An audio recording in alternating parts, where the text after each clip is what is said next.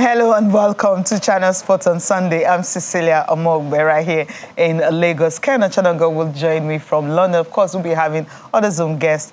Another person in London, Dafe Otite, is joining us. Of course, today we're talking about the Under-17 Africa Cup of Nations. It started on Saturday, of course, with Algeria winning their opening game and the Golden Eaglets of Nigeria being in action later today against Zambia for their opening game. We'll talk about that. Also talk about Serie A, what's currently going on in Napoli. Naples are already going to the stadium for the 2 p.m. kickoff game.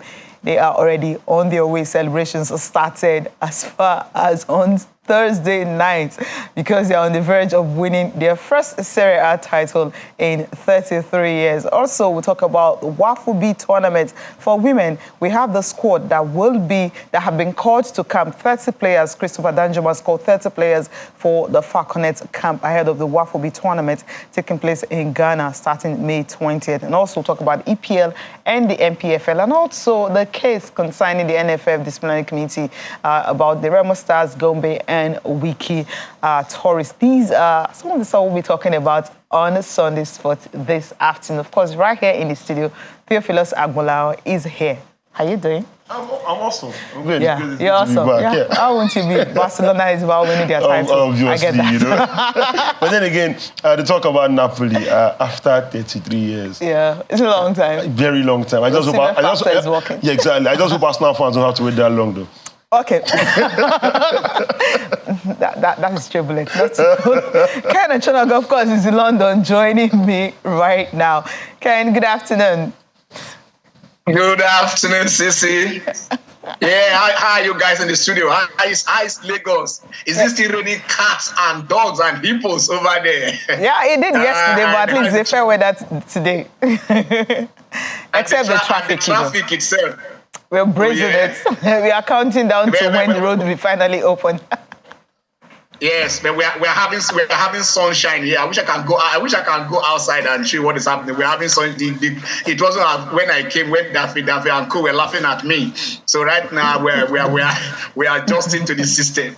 You know, but how the sporting scene, like you said, you know, we have Daffy will join us. The King of the North will join us, and then we'll look at the like you said, the Under-17 and how it is going to pan out. Let me just briefly say it before I give back to you and the guys who are there already. It is the Under-17 AFCON, but you see in Nigeria we look beyond this AFCON.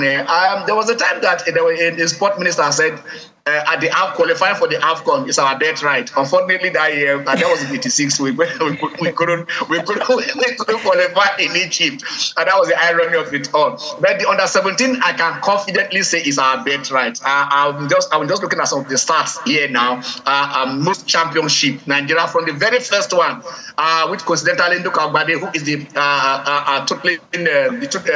this particular team, was the captain then. I remember when they played against Togo. They played against Togo here in their grand match before they went to the World Cup and went over there unheralded and came back. It was Under-16 then, and then they were the Golden Eaglets. They were not that they were Eaglets.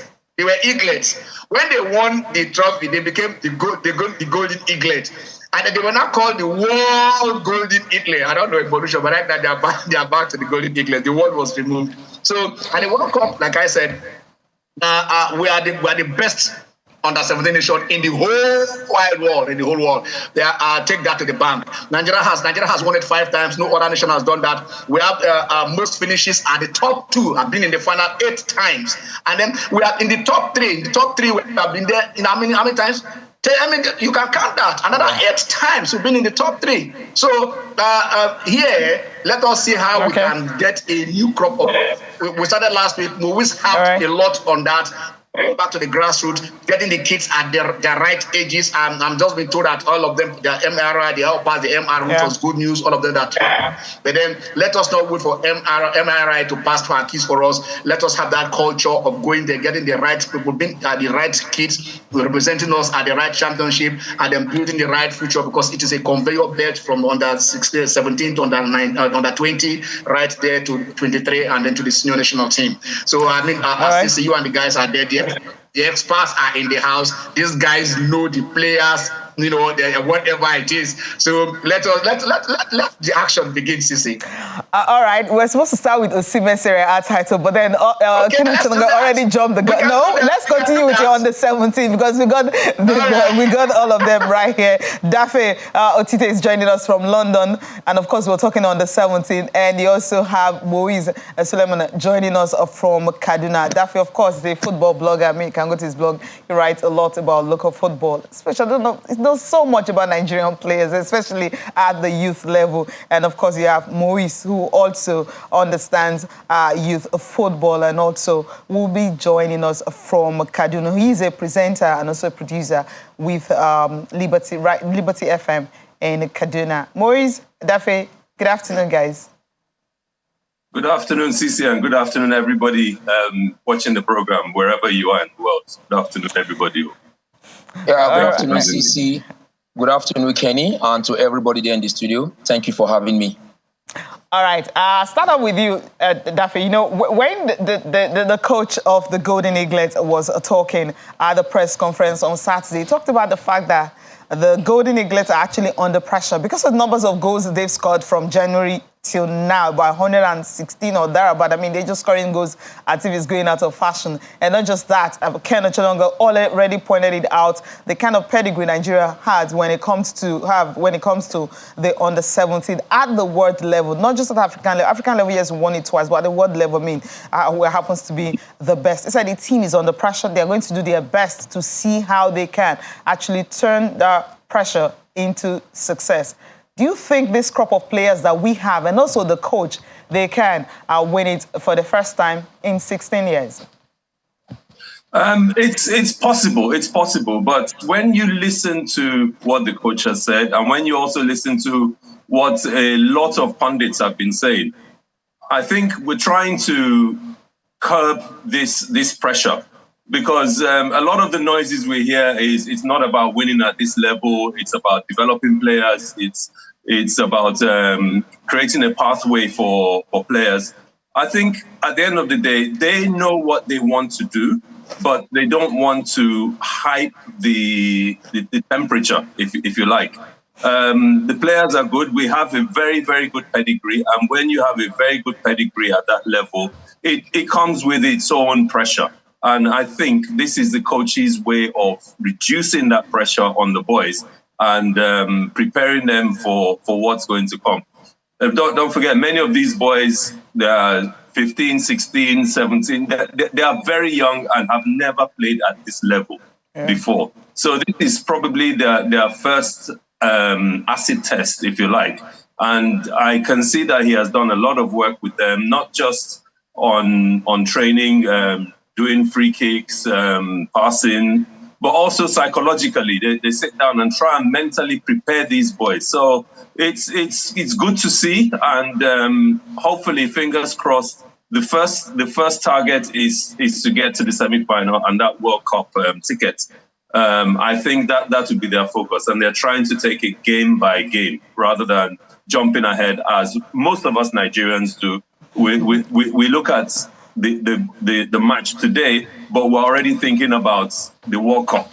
I think it's a good step to try and calm down the pressure and just get the boys to focus on the primary target, which is the World Cup qualification. Tickets. Okay. Yeah, Moise, let me come to you here. I mean, if you listen to what Umuka Ogbadi said, I mean, they were going to do everything within their power, within their capacity to try, win the title. It's been 16 years. The drought is so long. I mean, you have a country who was winning consistent at a point, and then all of a sudden it was actually hard. And I remember you mentioned last Sunday about because of the lack of success we've had at the under-17 level, the under-20 and under-23, we're actually feeling the heat right now.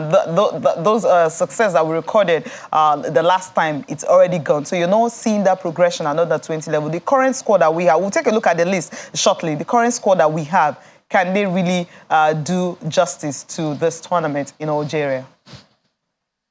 Yeah, I would say the current squad that we have, to me, is the most exciting since the 2015-2013 cycle that we had.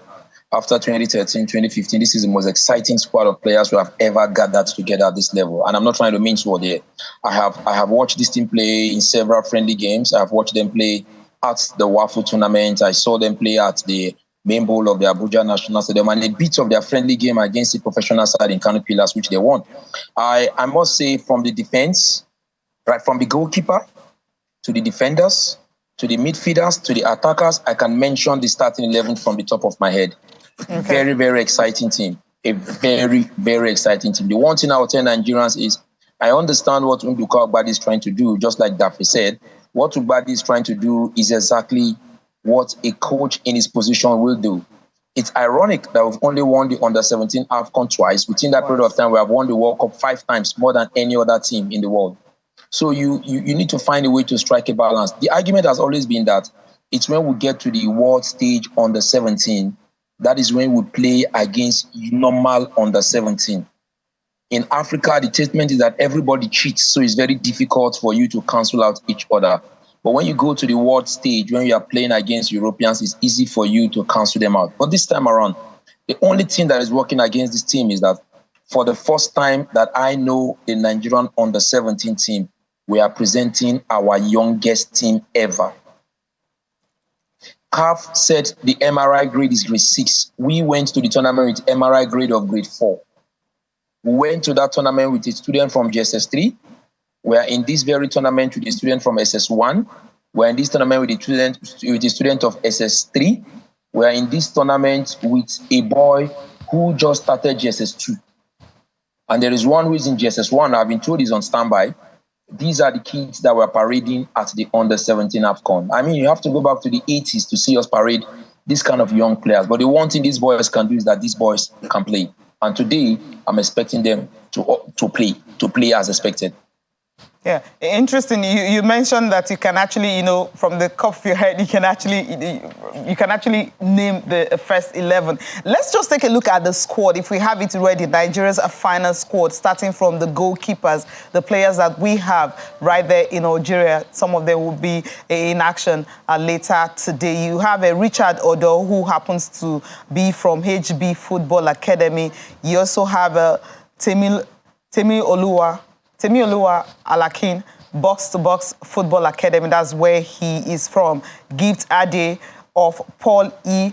Football Academy. Yeah, then you go to the defense where you have Yahaya Lawal of Mahanam FC. You have Emmanuel Michael of Simon Ben Football Academy. You have Tochukwu Ogbochi from Purple Crown FA. You also have Jeremiah Olaleke from Ablaze Football Academy, Israel Usolo from Rhea Safia, Chijioke Linus from Triple 44 Football Academy. You also have Quadri Adewale from Nathaniel Boys Academy. That's for the defenders. Let me go to the midfield now, where you have Haruna Abdullahi from Kufu Tigers Football Academy. They also have Umar Abubakar from Divine Football Academy. You have Ife Oluwa from Triple 44 Football Academy, then Hope Linus from Sporting Club. You have Amongo Ondaka from FC Bethel Sporting. You have Simon Cletus from Mavlon Football Academy, Musa Akinfewa from Rhea Sapphire, Usman Oweyemi from Triple Academy. And of course, you also have Matthew Kingsley from Brook House Football Academy. Now move to the forwards and the players that we have. Abubakar Abdullahi from Jega Limited, Precious Williams from HB Football Academy, Charles Agada from Mavlum FC, Jibri Aziz from Right Vision Choice Football Academy. You also have Tochukwu Ogbabido from Josie United and Light AK from CNC Football Academy. And of course, Favor Daniel from G12 Football Academy. Precious Williams is the captain of the team, and so much has been said about Precious Williams and also Light AK. I mean, some of the shining light that you have. So let me quickly go to Dafe here. Now, I've just read out the squad that we have. I mean, Moise mentioned that we have some of them, coming from GSS 1, GSS 2, and also GSS 3. I mean, these players really are young. I mean, I've read out the names of those players. I mean, some of them that you feel that can actually fit into that first 11, and the one that you feel can actually make a name out of this tournament. Yeah, like Maurice said, there are a lot of players that are in JSS 2, SSS 1.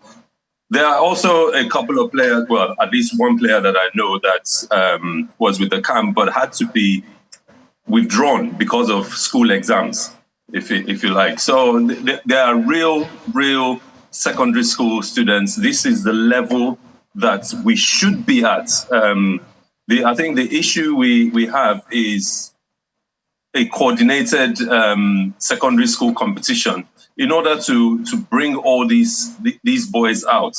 Yes, it's a young team, and because it's a young team, and as Boy said, a lot of countries, they look at physicality of players. Some might bring overage players. If they're caught, they are chucked out. Like we heard South Sudan. is no longer competing because some of their players failed MRI. So yes, they're young and they are small as well. But we'll see how they do. I think this is one of the reasons that the coach and a lot of people are trying to calm down the pressure on the team. If they are allowed to play the way they can play, there's no reason why we can't take the first step of coming out of this group to the next stage. Yes, it's a very tough group. Zambia is not to be played with. Morocco is a force in African football now. We can't even, and that is at any level, whether it is boys or girls, men or women. Morocco, you can't count them out. South Africa is also up and coming. So it's a tough group. But the first thing we need to do is get a result today. Whatever results we get today, we can build on. Yeah, that's really interesting. Maurice, let me come to you here. I mean, you mentioned some of the players, that you've known them.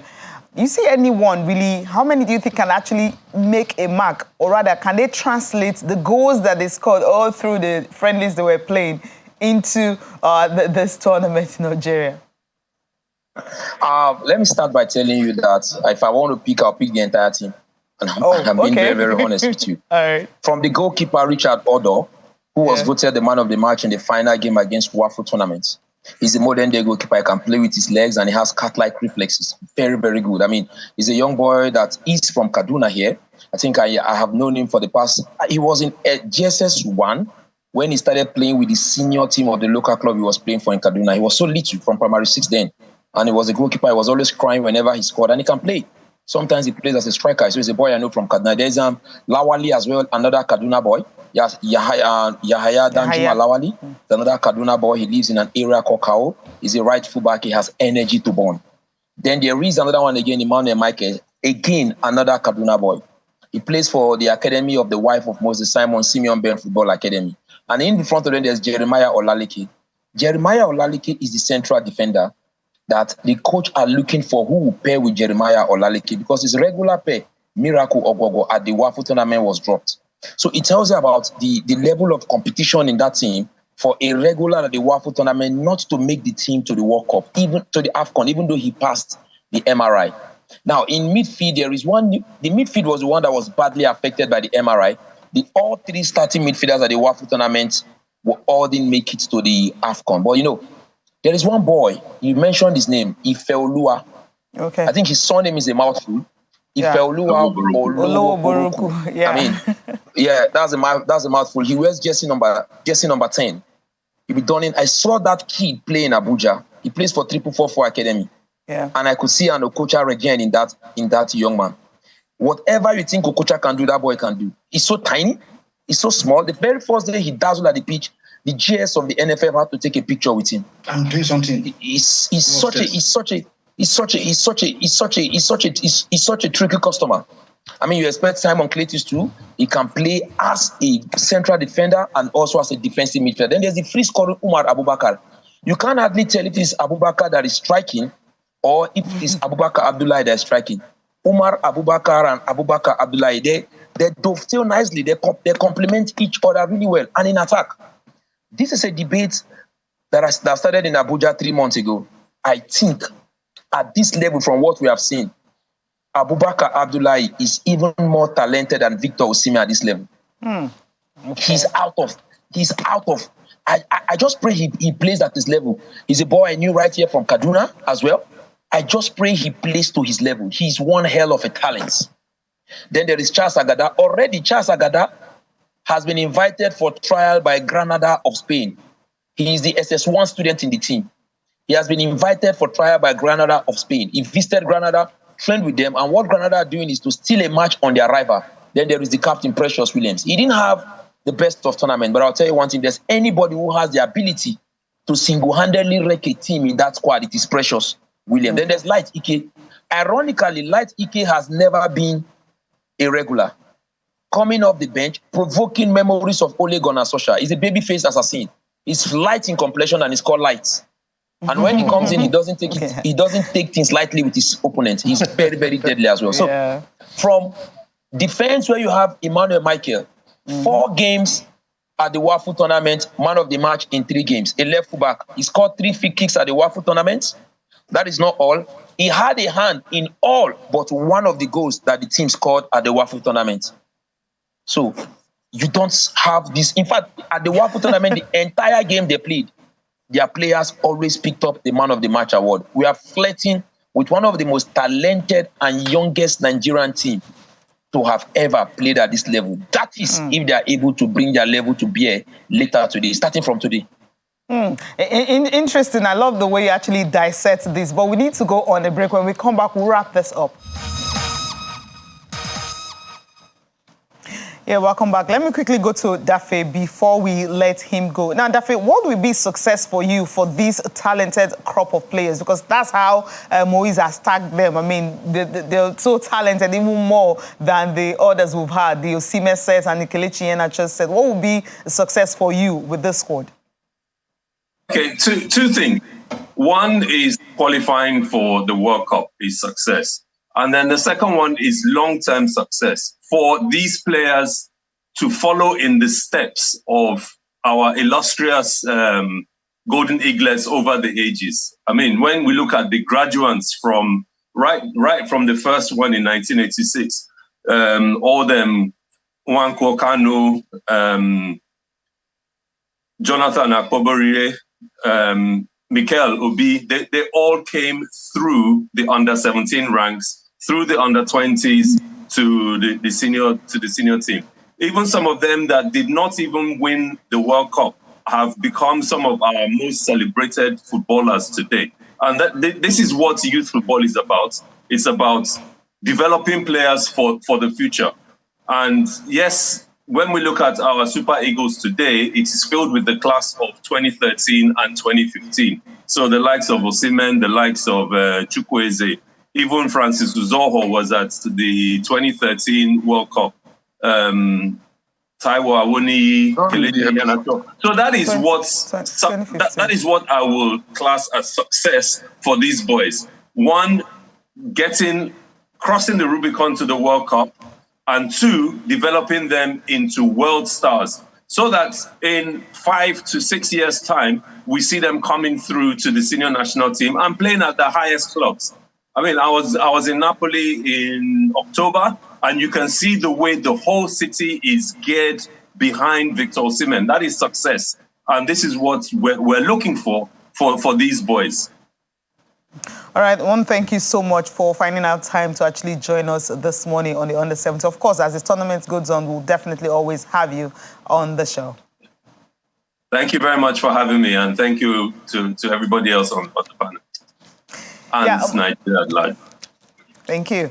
Maurice, for you, what would be success? I mean, you mentioned how talented this crop of players are. We know right now we can actually beat our chest and say NFF, they're getting it right now because of the way they were able to use players from secondary school, which you'll be clamoring for, and not players you don't even know where they're coming from. You were able to trace some of the players, where they're coming from and the progress they've had over the years. What would be success for you for this particular squad?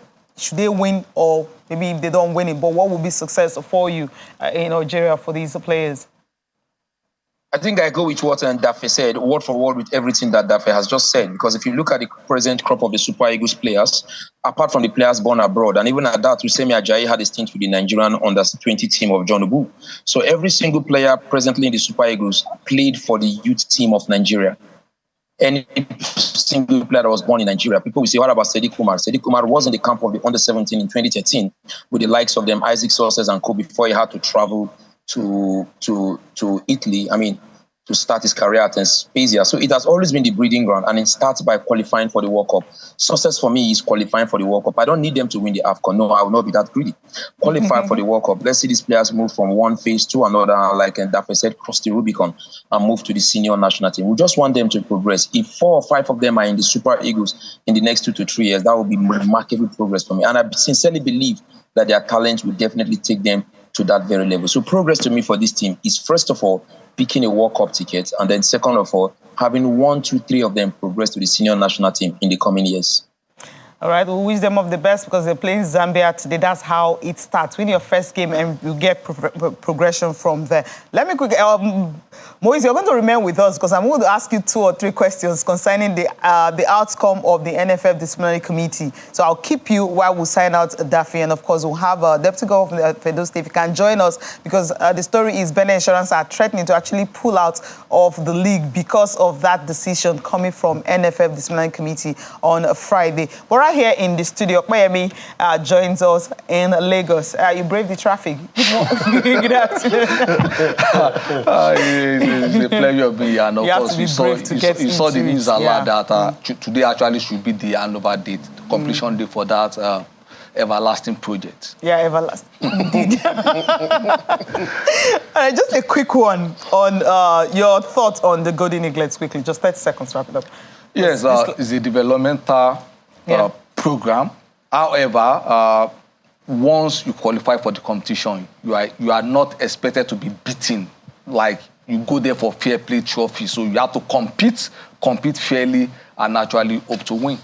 Okay, compete fairly and hope to win. Now, talking about the big one, we mentioned the case from the NFL. We need to take this out of the way and talk about other interesting aspects, because this is really interesting. Yeah, but then let's take a look at it. The decision of the NFF Disciplinary Committee on case number 2.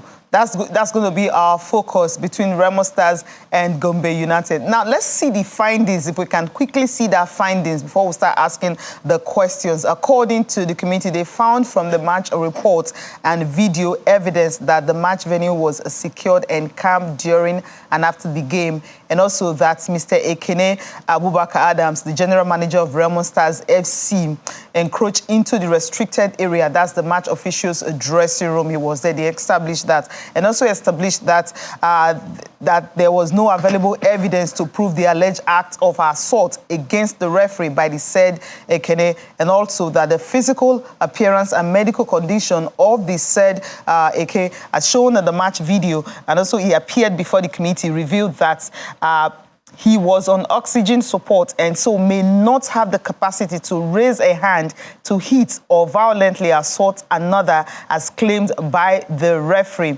Went further to say that this also was what the match commissioner, Ajibola Emmanuel, stated and maintained the same thing under cross-examination by the committee. And that was, according to him, it wasn't a hit, but rather it was a tap on the chest.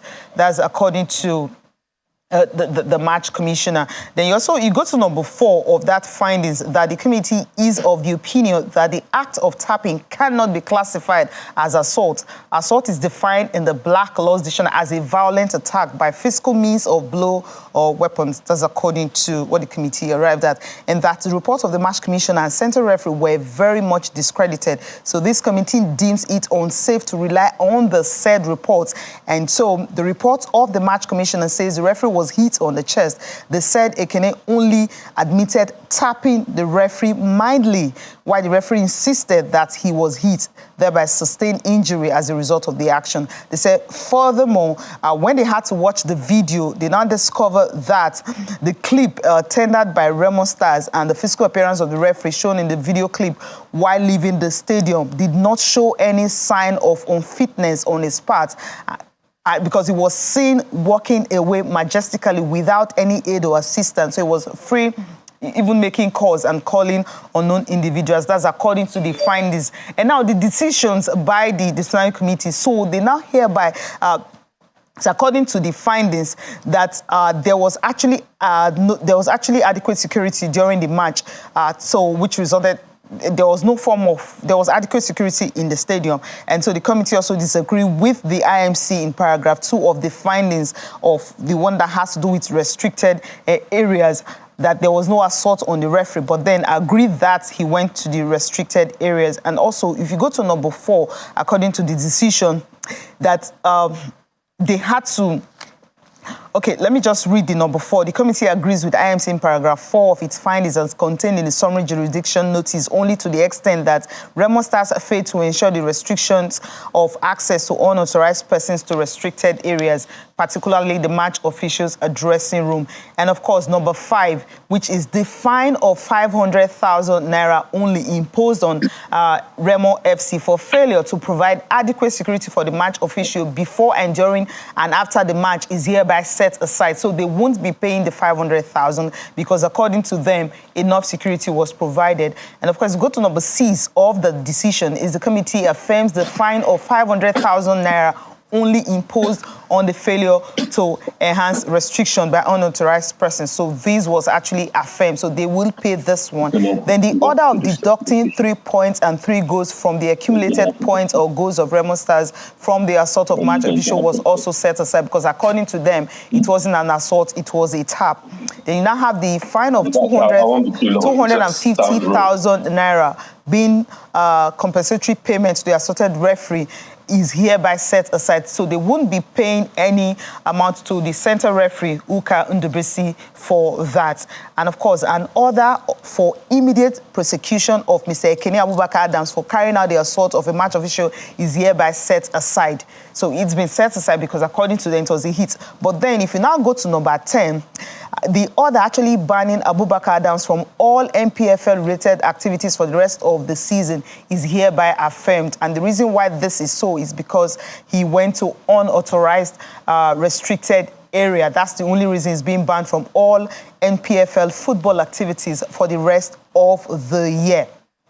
So that's what NFL Disciplinary Committee came up with after the decision of the game between Remo Stars and Gobe United. Now, what IMC did before was because there was an assault on the referee, and so they were deducted 3 points and also 3 goals. And now the 3 points and 3 goals has been restored. So that's the reason we're talking about this. And the fact that the league leaders of Group A are threatening to pull out because they feel if you do this to a referee, and of course, and the decision is overturned by the Nigerian Football Federation Disciplinary Committee, it simply means referees will no longer be safe. That's why we are bringing this into it. Okay, I'll start off with you here before we have Moise quickly make a statement on this one.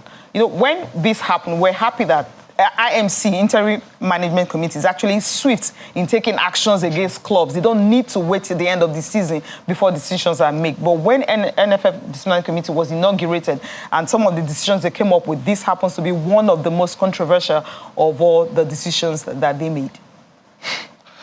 I think to the best of my legal knowledge, the position of the disciplinary committee is complete nonsense. Absolute nonsense. You are saying a GM, the referee should be, I've said it here, Ken said it was too violent, that if anybody that touches his referee, you should be shot. Yeah, the referee should have the same protection as a judge. As a judge, you can't go and tap a judge. The referee is an arbiter. So next time, you extend like George Foreman, who are the hardest eating boxer. You punch a referee and say it's a friendly punch. It's a tap, not a hit. No, that's what I'm saying. So next time, someone from Remo Stars also will still go and meet a referee, like George Foreman, use your fist and you say it's a friendly punch. So one, why should you even go to a restricted area? You don't do that. So that is if prima facie case has been established against you that look, the 3 points and 3 goals is in order. So why are we having this fourth and back? Or do we think it's because of Juve? Juve was more of technicalities, not that the points will not be taken away. Yeah. So and we have accusing finger now saying possibly because the representative of Remo Stars is in the IMC board.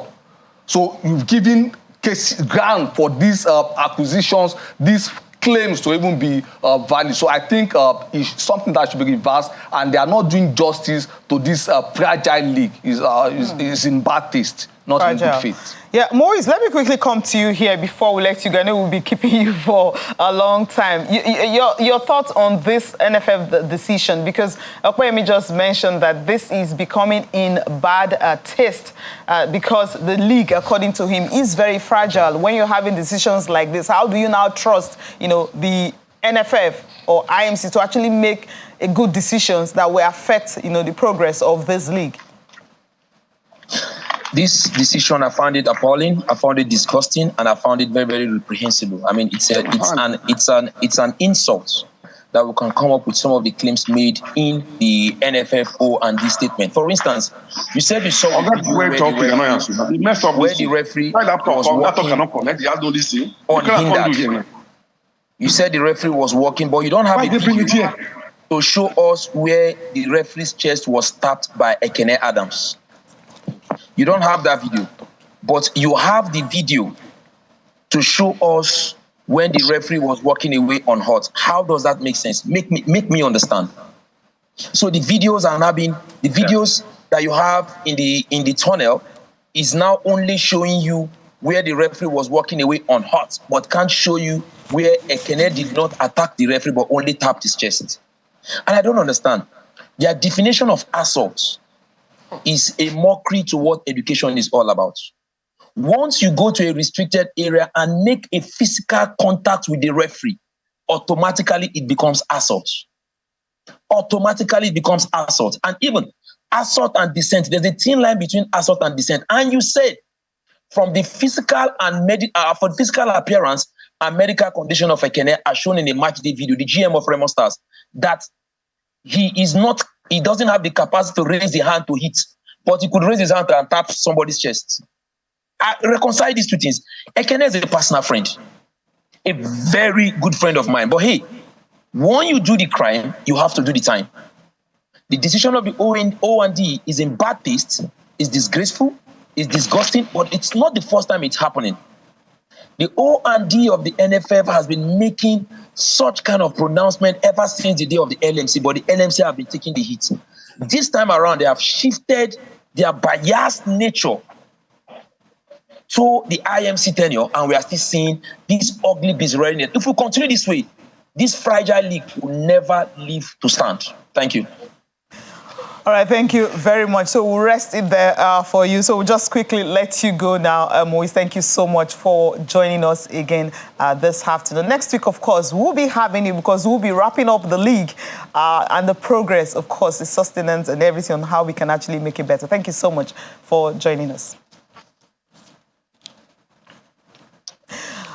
All right, let me go to Ken now. Okay, Ken, your thoughts on this one? Before, Theo has been laughing, so he needs to say something on this one. He's been smiling and laughing. I don't know why he's been smiling and laughing about this. We love Remo Stars, and of course, we're trying to point out some things that you need to do. Consistency is important for us to actually promote this league and be happy with it. Ken, are you still there? I'm here. Okay, all right. Sometimes we laugh because we can't cry. Exactly. You understand? So if we are saying we are trying to build a league, we are saying we are trying to do things normally, I don't see the definition. Maybe, I think between now and the 30th of September, FIFA is doing a lot. And the national associations are supposed to incorporate rules 11 to Rule 21 into their laws. It is obligatory. Every of the 211 for footballing nations in the world, everybody must key into it. So there is no doubt about that. When you not just touch a referee, when you point a finger at a referee, it's a misconduct and it is punishable. Not talking about saying you are tapping, you touch a referee. You went into the restricted area. Entering the restricted area alone, let me understand this thing, CC. Entering the restricted area is a misconduct. Then you now enter, you now went to tap. I don't know if the referee's chest is a door that they went to tap. I think, like I said, this calls for a review. I think we'll look at the laws and see where if this thing can be appealed. But in this case, who is appealing? Is it other clubs that are appealing? But like you said, let us get a response of Bendel Insurance, and see, how. They are taking this and where the league ought to be going, because this is our league, and then we don't have any other one, and we're doing all that we can to sanitize. If we can't support the IMC in their disciplinary measures, if we can't make sure that fans come to, because this Remo Stars, they have history with insurance. You understand? Before, when the insurance players were beaten and they jumped over the bar, and a lot of things did happen. So we are going to see how, let us look at ourselves, look at the man in the mirror, and tell the man the truth, and say, please, Ogasa, what you are doing is not right. We must run football according to the rules of the game. That is how it ought to be. Let's see if we can go back, if we can get to Benin and get connected. Yeah, we'll see if we can get to Benin. The Deputy Governor of Edo State, Philip Shaibu, will be joining us to talk more about this, because report on Friday was the fact that, okay, he's ready to join us now. Good afternoon. It's good to have you here, Honorable. Thank you very much, Cecilia. Good afternoon.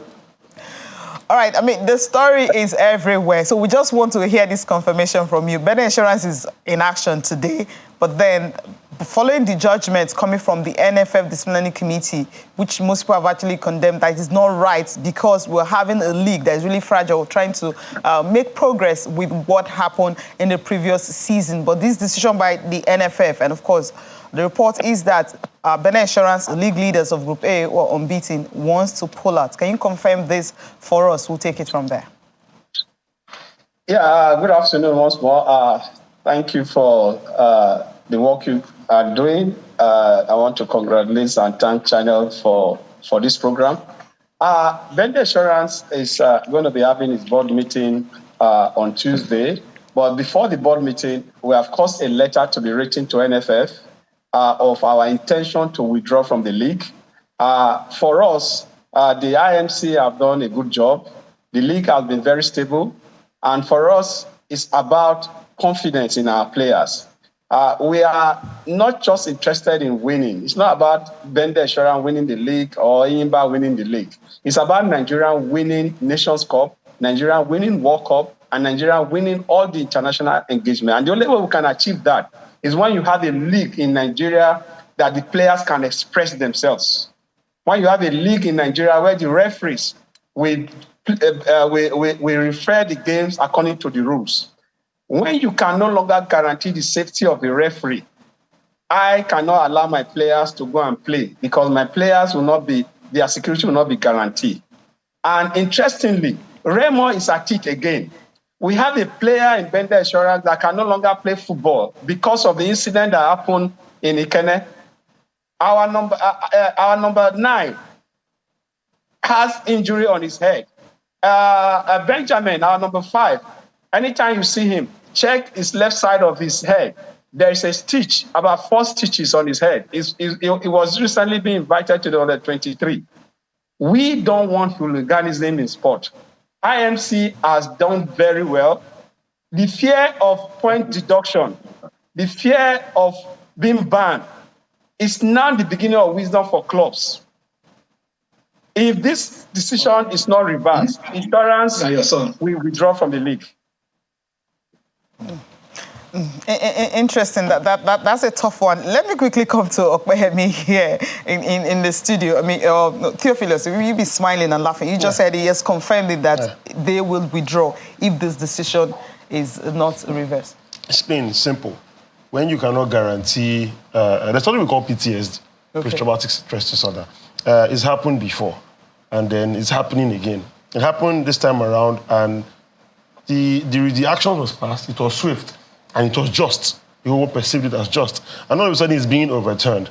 What do you think? How do you expect the rest of the league to feel? I just expect those of us that want to actually go and watch. I mentioned it multiple times on this show. I've been to several stadiums to watch games. And I see the violence brewing up. And by myself, I'll pack my load and I'll leave.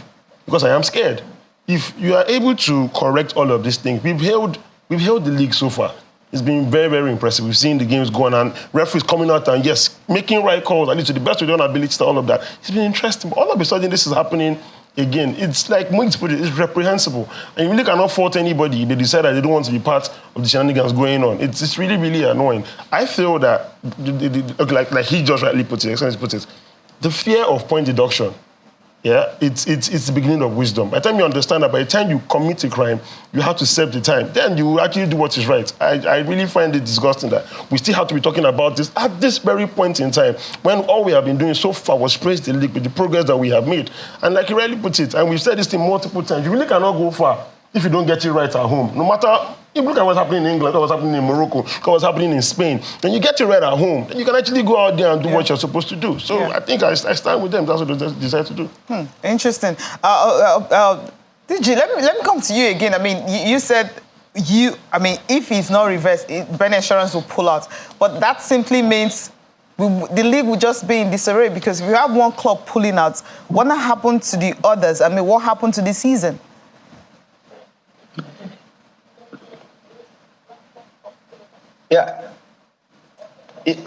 Cecilia, our joy is that Bender Insurance is not only topping the league, Bender Insurance has remained undefeated. So it's not about whether Remo gets that point or that get that point. It does not affect our position. By the grace of God, it's as good as winning Group A. But for us, we want to make a point. We want a very stable league. We want a league where private sector can bring money in. We want a league that can develop. Cecilia, how can that committee be telling us a touch on a referee, and you are banning the manager of Remo and for invading from going to meet the referee, and you are saying security were provided? And I can tell you, Cecilia, authoritatively, I have a copy of the statement that was written by the match commissioner. And the statement is clear. The man hit the referee on his chest. That was the statement. He hits him on his chest, not tapping. There's a difference between tapping and hitting. He hit him on his chest. And I know that Remo fans and the manager, similar thing happened. The same manager was the cause of what happened to Bender Insurance in Remo the last time. And the same manager have repeated same again. Cecilia, if NFF do not reverse this, the lives of our referees are not guaranteed. We are in solidarity with the referee and in solidarity with IMC. And we are ready to pull out. We are pulling out. And nobody will be telling us maybe because we needed 1 point or points affected us. None of these things is affecting us from winning our group. But we want to make a statement. Bender Insurance is a disciplined club. Bender Insurance want to win, but not at all costs. Bender Insurance want to produce players for Nigeria so that we stop all this calculation using computer, using calculator to know if Brazil loses, Argentina draw, Nigeria will qualify. We want a local league that the players can express themselves. And the only way is when the players know that when they score a goal, the referee will not disallow it. And they can also guarantee their security.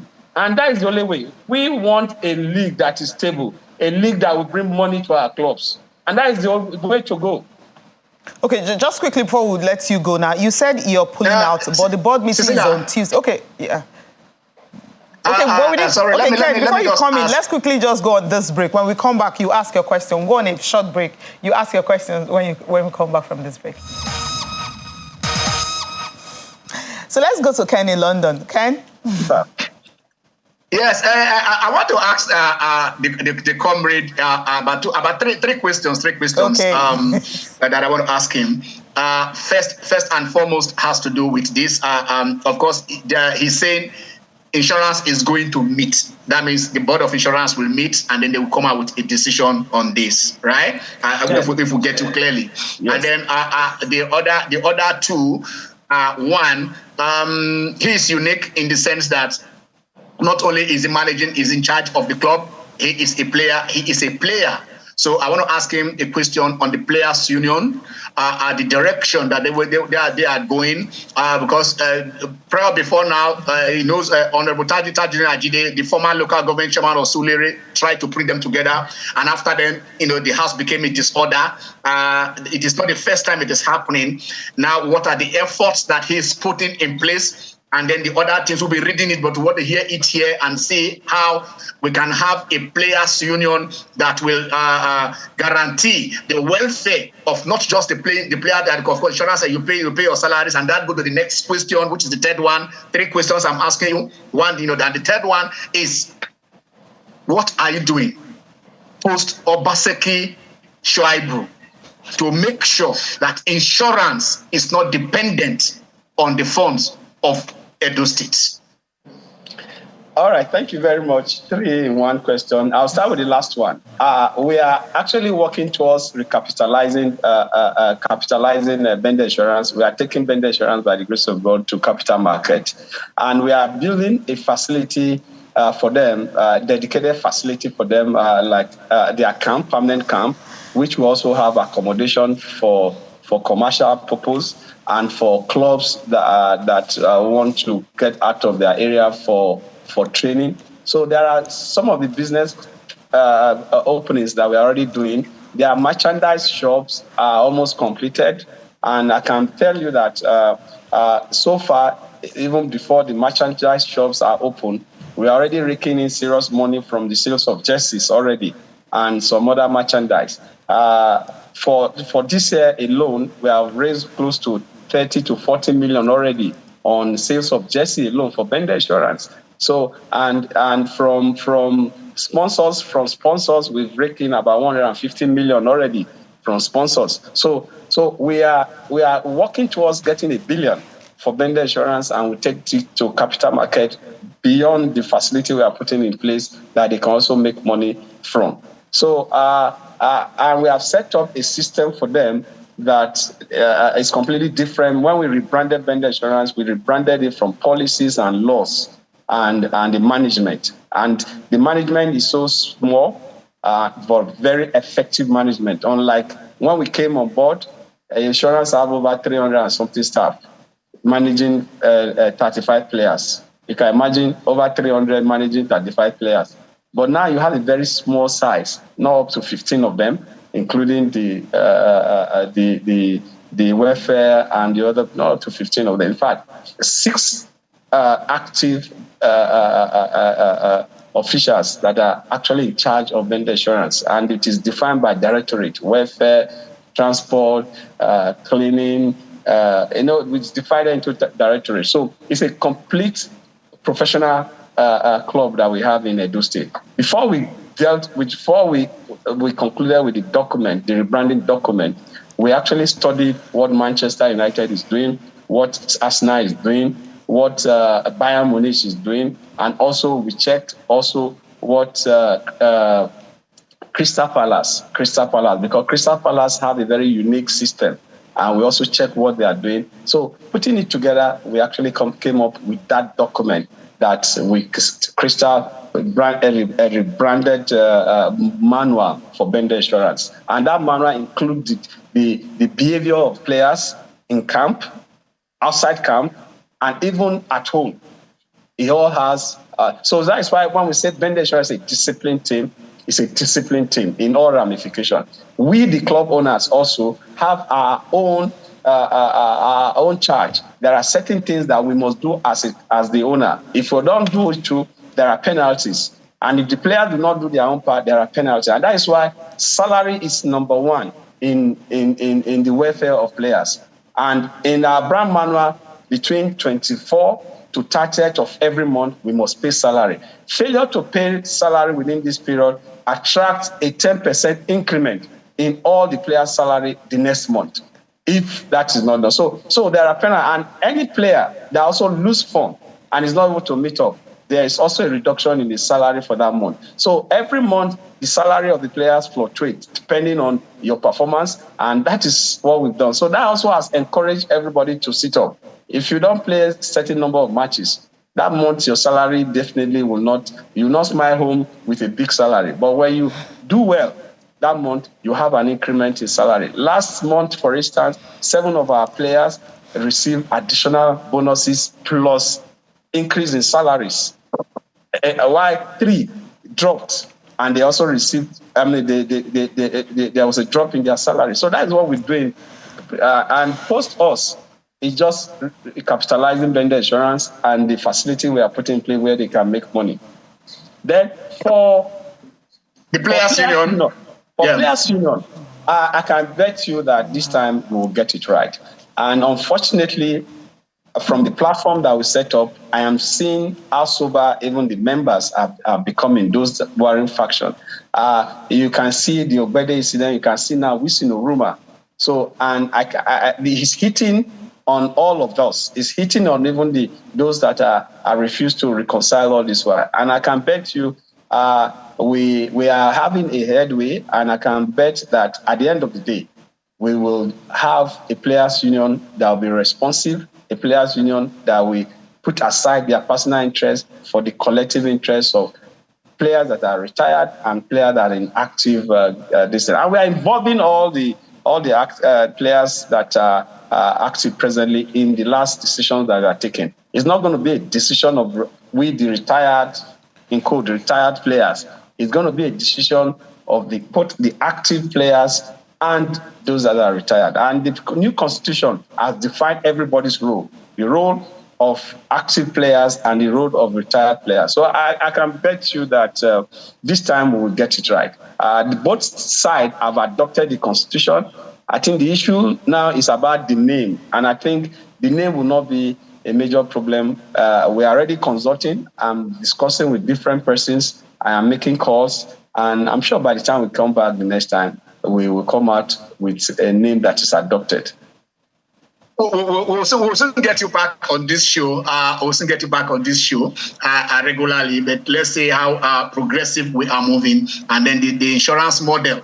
At the end of the day, it is not going to be Bayern or Crystal Palace or this ball. It is going to be an insurance model. Probably the Nigerian team or the African teams will take the insurance model. 40 million on merchandise, 150 million on sponsorship alone. I think it's gladdening. That is where we say we are going. And we are saying before the post of Obaseki Shuaibu, insurance will not be depending on the Edo State government. You are assuring us of that. And as it is now, the funding of the government is going down in the graph. While vendor insurance is raking money, and the graph of private sector participating and merchandise sales is rising.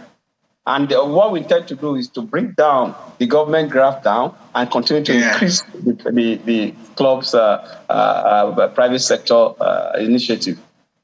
Okay. They will still continue to use the Ogbe Stadium, or they want to you have a plan for insurance stadium? Samuel Obumosa Stadium is dedicated to vendor insurance and Edopin is dedicated. But vendor insurance we have is camp, which we have 2 pitches, one for Edopin, one for vendor insurance with the camp, and a simulation room for training. Secretariat or hostel? Hostel for vendor insurance, hostel for Edopin, 2 training pitches, and 2 simulation rooms, which is digital simulation room for football learning. So it's not just learning it on the pitch, but also learning it in the classroom. Okay, and the facility will be open for commercial activity. That particular facility. But for vendor insurance, they will have their independent camp, which is their accommodation, and by doing their accommodation. So they'll be relocated from where they are now to that facility. And final question, personal question. Have you fully retired now, or are you still going to come back to retirement? No, I fully retired. I only go for training to keep fit. I don't want to be fat as Ronaldo. I saw Ronaldo of Brazil, the last time. He's becoming very big. So I don't want to be that big. So I'll continue training. All right, thank you very much. I'm not going to give them moral boost. Okay. Okay, Sisi, over to you. I want to thank you so much for joining us on the program. I mean, we can just have you for the whole show, but we just have like our 5 minutes left to sign up for the program. But thank you so much for finding out time to actually join us on a Sunday afternoon. Thank you, Cecilia. Thank you very much. Yeah. All right. We've got Jimmy Wilano right here in the studio. Jimmy, you know what I find commendable is the fact that the governor is talking about analytics, data, talking about sponsorships, talking about structure, philosophy. Most times that we do talk about philosophy is not just the pattern, but more about what you do as a team, what you do as management, what you do as players, like the code of conduct, the entirety of what you represent when you go out. And I like the fact that Bendel Insurance is, appearing like a team that, is absolutely disciplined, a team that sounds not Nigerian in any way. Because, Okpa here was clapping practically for the governor when he was saying certain things. For the deputy governor, when he was saying certain things that gladdens our hearts. So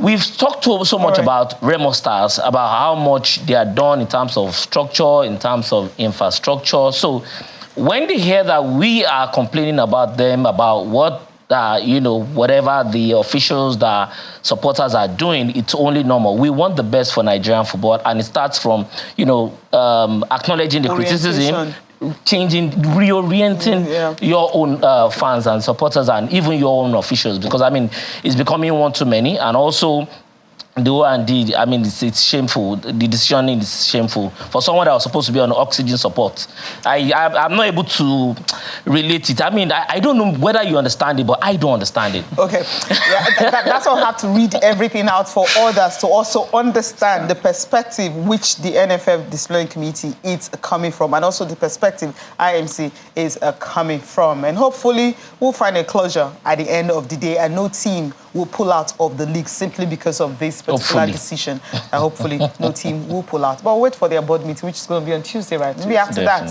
we'll hear more stories from there. But let's just quickly, let's just quickly run through the games for today. MPFL, we have games continuing, match day 16. The games for today, you have so many games that will be played today. So it's just 2 more games to go after now. Shall quickly run through that. There you have Abia Warriors and Takada, Bayelsa United and Sunshine Stars, Enugu Rangers and Wiki Tories, Lobby Stars and Niger Tornadoes be in action. Let's flip over quickly to Group A. The games that you have in Group A. Okay, this Group A, the result from finally, Nasarawa United won a game, so that's their 3rd win of the season over Shooting Stars by a lone goal. Let's look at the fixtures for today coming from that Group A. Some of the games that will be played today if we have them. Okay, there you have it. Okay. We don't have them. But let's just quickly take a look at Napoli. Of course, we mentioned it earlier that let me check the scoreline between Inter Milan and Lazio. What's currently happening?